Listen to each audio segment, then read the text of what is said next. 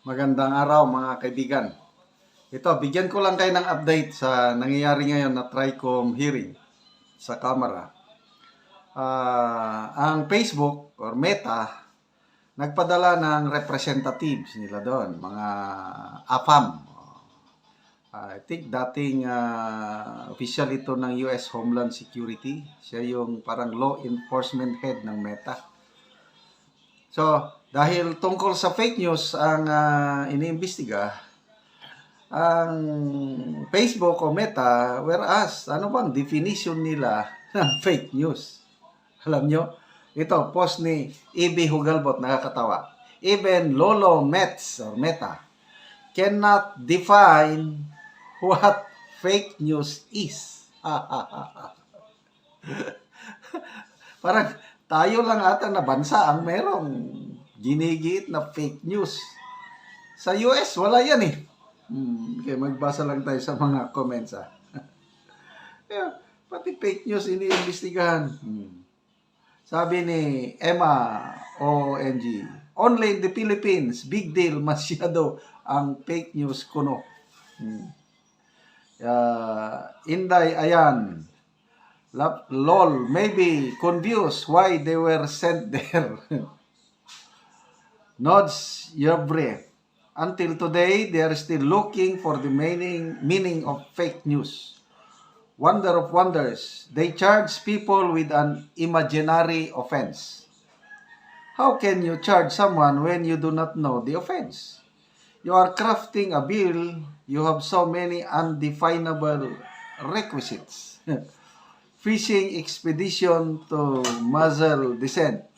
The honorables just wanted to satiate their hungry ego with words of surrender to show who's in charge. I apologize, your honors. I was lying. Then you are free. Contemptible, contemptos. Okay, sabi naman ni Cyrus Rosa, gusto ng mga congressmen ipatahimik lahat ng mga kritisismo laban sa kanila. Paano yan? Anatema yan sa freedom of expression ng USA. Yeah. Sa pag-upo ni President Trump, yun ang isa sa mga pinakaunang order is restore ang freedom of expression. Mayroon pa nga akong kaibigan nakabase sa California, sabi niya, yung pamilya daw ni President Trump nagsimba. Mga kwan nila doon na yung mga Protestant o evangelical Christian sila. Yung pastor daw, sa preaching niya is inaatake niya ang Trump family. Nandun ang pamilya ni newly elected President Trump. Anong reaksyon ng Trump family? Okay lang daw. Okay lang. Kasi nga, that's part of freedom of expression. Wala lang. Tayo naman, grabe ang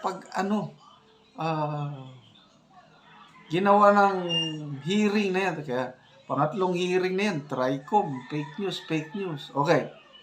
Speaking of fake news, yung si MJ Kiambao Reyes, may post siya kaninang umaga. Sabi niya, ito ang numero 1 fake news. Ano yung kinot niya?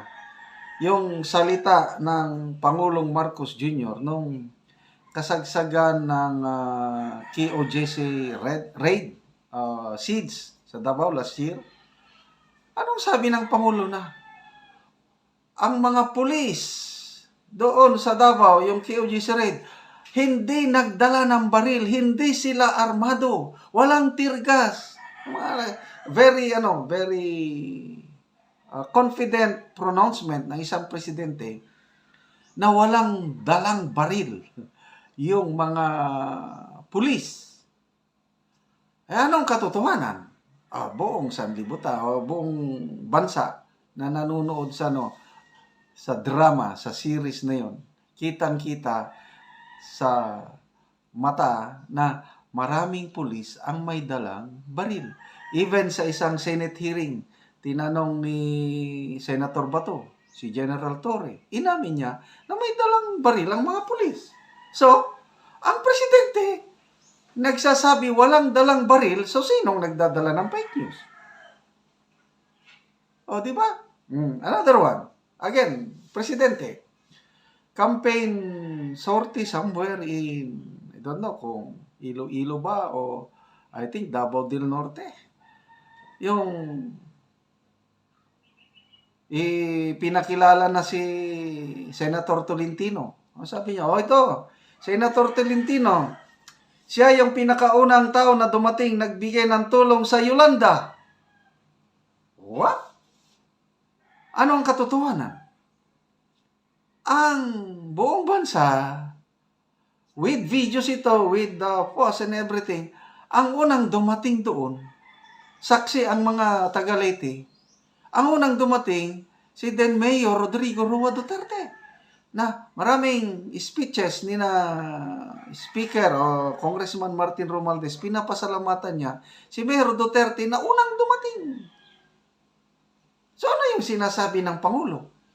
Nang unang dumating is si Senator o then MMDA Chairman Francis Tolentino. Ano ba yun? Kung fake news sila, ang Malacanang, ang number 1 na nag-ano ng fake news. Marami pa. Presyo ng bigas, 20 pesos per kilo. O ano nangyari? Meron bang 20 pesos per kilo?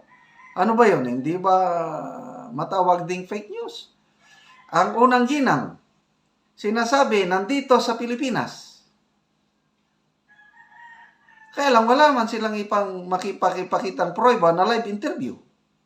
Puros picture. Ng mga picture na bubuking ng mga throwback pictures. Mga picture pa long time ago. Picture galing sa baul. Picture pa nila ni then Executive Secretary Rodriguez. Ang tagal nang umalis sa Malacanang tapos mag-post sila na magkasama si First Lady at Executive Secretary sa Malacanang noong April 3. Ano ba yun? Fake news? So, bakit? So, ayun, basta ang Meta, sabi ni Ibe Hugalbot, hindi niya ma-define ano ang fake news. Tayo naman, nagpupumilit na kasuhan ang mga tao ng fake news. Grabe. So, ano pa? King Ganot, sabi niya, fake news para lang na sa mga itlog na politiko.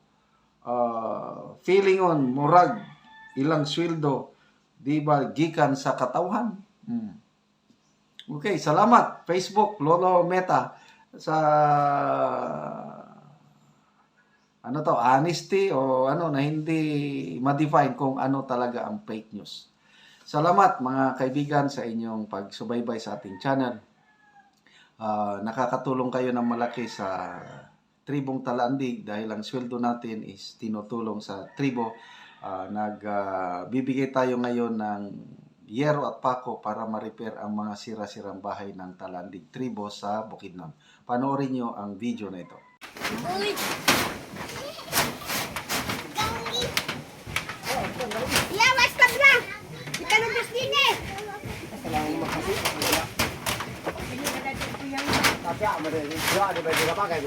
Tanan niya yung kabay sa Tagalog.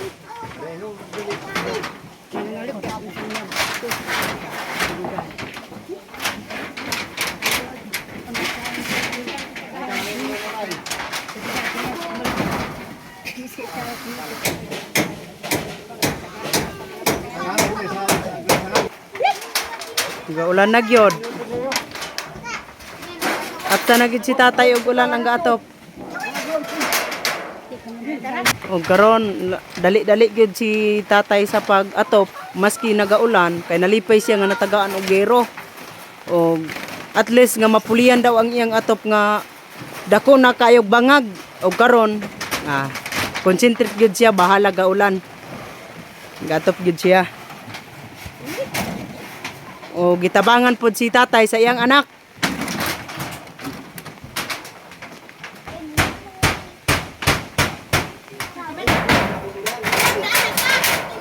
Karon ante unsa imong kasulti nga karon top na gyud mo.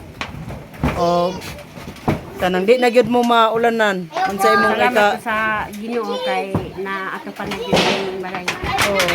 Nanay na barangay sa ang magkano sa ila ang daraan. Ay, kataliko-liko po. Oh. Nga karon nakaatop na gyud mo. Nanay among ato. Apo, hay, kataliko-liko. Maayo na gyud ang inyong gulay. Okay, nakaatop naman gyud mo. Dili na mo maulanan. Huwag na yung ulan. Oo. Oo. Sige ante, salamat. Oo.